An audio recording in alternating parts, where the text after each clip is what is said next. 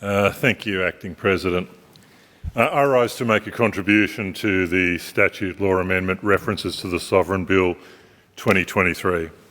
Given the pro-Republic flavour of many of my previous contributions to this place, I suspect it is no surprise that I would jump at the chance to speak on a bill of this kind, even when it is something as mundane as basically a sort of Control F and replace statute amendment bill. But it seems, but some here don't seem to consider this to be a mundane bill. They even appear to suggest that these amendments could be a vehicle for republicanism by stealth. Would you believe it? A statute amendment bill is going to make us a republic. If only. I wish. If it was only that easy, then we could ring up our beloved Prime Minister, Albo, and I bet he would be just thrilled to know that he needn't spend millions of dollars on a Republican referendum. Don't worry, Albo, the Victorian Labor government has got it sorted. Now, we have heard numerous complaints in the Legislative Assembly and in this place regarding this bill, particularly those that opted to remove explicit references to the Sovereign.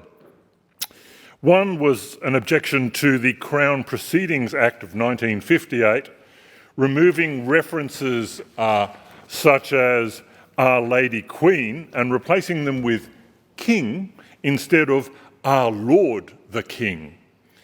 Now, it is comical, and some, including myself, would go so far as to say that it is inane that in this day and age this would be a point of contention. Who in modern Australia could really relate to such a turn of phrase?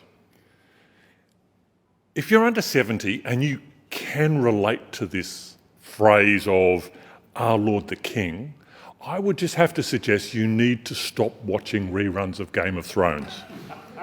We have moved beyond that. We need modern language that reflects a modern Australia. We have matured as a nation, and we should use this maturity to discuss the future of our nationhood. It is my hope that this takes the form of self-determination and, better yet, a republic. Over the last few weeks, our nation has been transfixed by the spectacular efforts of the Matildas at the FIFA Women's World Cup. Cruelly, their journey was unfortunately cut short by England's team. But what did our next potential head of state have to say during the lead up to this match? Good luck, England. Shame, shame. And what about us, his loyal subjects? Well, apparently nothing. Nothing at all.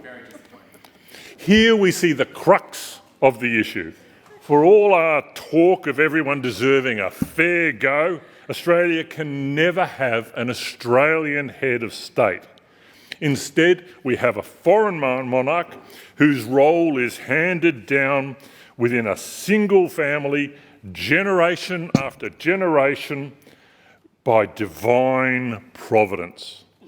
Empowered as they are, they purportedly represent our nation and our national identity. Pigs fly too. Republicanism is not a political statement. It is a question of personal and national identity. It is about democracy, both in terms of participation and representation. Most importantly, republicanism is about reconciling our present and our future with 65,000 years of unceded and continuous occupancy. This, however, this bill before us today is a simple statute law amendment bill to correct ambiguities, references and errors found in statutes by way of references to Her Majesty and similar terms. The bill will also future-proof legislation for demises or successions of the Sovereign. Remember, today's rooster is tomorrow's feather duster.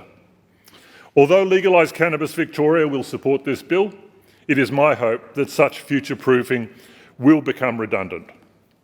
By this, I mean to say that I hope that history records King Charles as the last King of Australia, as it peacefully transitioned to a republic, and further, that history records that this occurred but a few short years after this country constitutionally recognised 65,000 years of continuous Indigenous ownership with voice, truth-telling and treaty.